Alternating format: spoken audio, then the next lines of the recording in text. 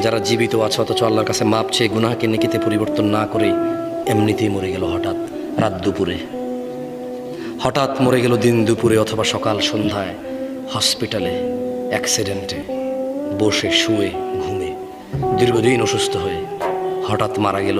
তার গুনাহগুলো গুনাহ রয়ে গেল।